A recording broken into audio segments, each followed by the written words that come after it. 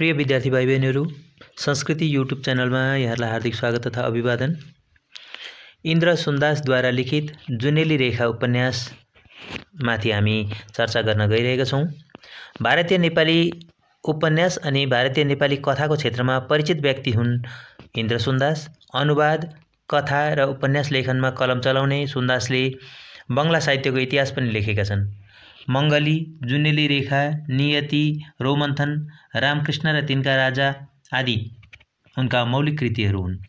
1940 मा खोजी पत्रिकामा गाडीवान शीर्षकको कथा प्रकाशित गरेर नेपाली कथा क्षेत्रमा देखा परेका इन्द्र सुन्दास आफ्ना रचनामा भारतीय नेपाली समाजको चित्रण गर्छन्।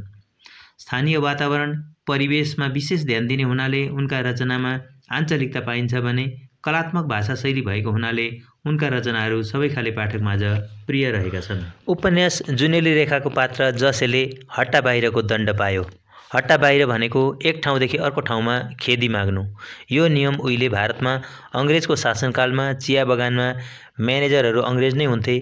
यस समयमा अलिकति गल्ती गर्ने मान्छेले अथवा कमानमा काम गर्नेहरू कसैले पनि यो दण्ड भोग्नु पर्थ्यो। यहाँ जसेले यस्तै दण्ड पायो। जसेकी स्वास्नी मरेकी थिई, उता साहेबको बङ्गलोमा मालिनी काम गर्ने स्त्रीको पति धने पनि मरेको थियो। यसर्थ धनेको रिक्त स्थानमा धनेकी विधवी मालिनीले काम पाई। ऊ पनि एक्ली थिई। जसेले जाँड खाएर मालिनीको घरमा गई आफूसित बिहे गर्ने प्रस्ताव राख्यो, तर मृत पतिको सतमा बसेकी मालिनीले यो प्रस्ताव स्वीकार गरिन। हल्ला गरेर गाउँका मान्छे भेला गरेर उसले जसेको बदनाम गरी गाउँलेहरूले जसेलाई गाली गरे, तर पनि जसे मातेर अर्को दिन मालिनीको घरमा गयो र त्यही कुरा दोहोर्यायो। मालिनीलाई साह्रै असह्य भयो। मालिनीले म्यानेजर साहेबलाई जसेको विरुद्धमा पोल लगाई, जसको फलस्वरूप जसेले हट्टा बाहिरको दण्ड पायो। आफू जन्मेर हुर्की बढेको, आफ्ना मातापिता र स्वास्नीको मृत्यु भएको त्यो गाउँ रुँदै रुँदै जसेले छाड्नु पर्यो। जसेको गल्तीलाई माफ गरियोस् भनेर राइटर बाबुले बिन्ती गर्दा पनि साहेबले सुनेन। हुकुमको जवाब छैन। जसे कुम्लो कुटुरो कसेर राति नै त्यो ठाउँबाट हिँड्यो। हट्टा बाहिर भएर जङ्गलको बाटो हिँड्दै जाँदा जसे चैनधोज सरदारको घरमा पुग्यो। भारी बिसाएर थकाइ मार्दा जसेलाई सरदारनीले आफ्नो घरमा काम गर्ने मान्छे चाहिएको बेला ठिक मान्छे पाएको सम्झी। जसे कहाँबाट आएको हो भनी सोद्धा जसेले आफ्नो सम्पूर्ण कहानी सुनायो।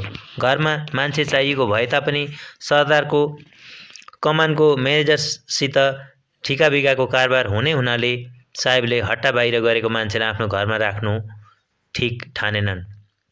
उनले दार्जिलिङ शहरमा रेलवे स्टेसन छेउमा भएको ठुलो चिया दोकानको बुढो दोकानेलाई भेट्ने सल्लाह दिए। त्यहाँ गएर सरदारले पठाएको भन्नु भने। जसे आफ्नो भारी बोकेर निकै हिँडेपछि राजमार्गमा निस्की केही बेरमा दार्जिलिङ रेलवे स्टेसनको छेउमा त्यो ठुलो चिया दोकानमा पुग्यो। त्यहाँ पुगेर बुढो दोकानेलाई सबै कुरा भन्यो। बुढाले जसेको पीर बुझ्यो। उसले रेलको ड्राइभरको घरमा काम गर्ने मान्छे चाहिएको छ भन्यो। सो घरमा ड्राइभर आएपछि सबै कुरा मिलाएर जसेलाई उसको घरमा काम गर्ने प्रबन्ध मिलाइदियो। महिनावारी 10 रुपियाँ पाउने भयो। जसेले 2 छाक खाने प्रबन्ध बुढोको दोकानमा मिलाइदियो, महिनाको 8 रुपियाँमा। यसरी दोकाने बुढोको सहायता पाएर जसे रेलको ड्राइभरको घरमा बसेर काम गर्न थाल्यो। उसले यसरी नयाँ जीवन सुरु गर्यो। जसे सहरमा पसेर पहिले रेलको ड्राइभरकोमा काम गर्न थाल्यो। पछि ड्राइभरको दार्जिलिङबाट 3 धारे स्थानान्तर भएपछि ड्राइभरले नै सोल्जर्स क्लबमा चौकीदारको काममा जसेलाई लगाइदियो। सहरमा नोकरी गर्दा जसेलाई सुख भए पनि उसलाई आफू जन्मी हुर्की बढेको मेकी कमान र मालिनीको यादले सताइरह्यो। यता मालिनी पनि आफ्नो कारणले जसे हट्टा बाहिर भएकोमा आफ्नो भुल सम्झी पश्चाताप गर्न लागि। उता कमानको म्यानेजर साहेबको मेम साहिबा मरेकी थिई। बिस्तार बिस्तार साहेबको आँखा मालिनीप्रति आकर्षित भयो। एक दिन उसले मालिनीलाई आफ्नी छोकरी बनाउन प्रस्ताव राख्यो। मालिनीलाई यो प्रस्ताव पटक्क मन परेन। उसले साहेबलाई भनिदिई। साहेबको छोकरी भएर धर्मकर्म छोड्नु उसलाई पटक्क मन परेन। कोठीकी मालिनीको कामबाट कमानमा काम गर्न उसले सरदार मामालाई बिन्ती गरी, तर सरदारले पनि उसलाई सहायता गर्न सकेन। अब मालिनी कमान छोडेर जाने विचार गर्न थाली। यो सङ्कटबाट बाँच्ने उपाय यति मात्र उसले देखी। सहरबाट कमानको डाक र अरू थोक ल्याउने रोटीवालालाई मालिनीले खबर पठाई, जसेलाई बोलाई पठाई। जसै आएपछि दुवैले आफ्नो राम कहानी भने सुने। त्यसपछि रातारात मालिनीलाई साथ लिएर जसे सहर गयो। यसरी जसे र मालिनीको फेरि सुखद पुनर्मिलन भयो। विद्यार्थी भाइ बहिनीहरू, जुनेली रेखाको सारांश हामीले यहाँ प्रस्तुत गरेका छौँ।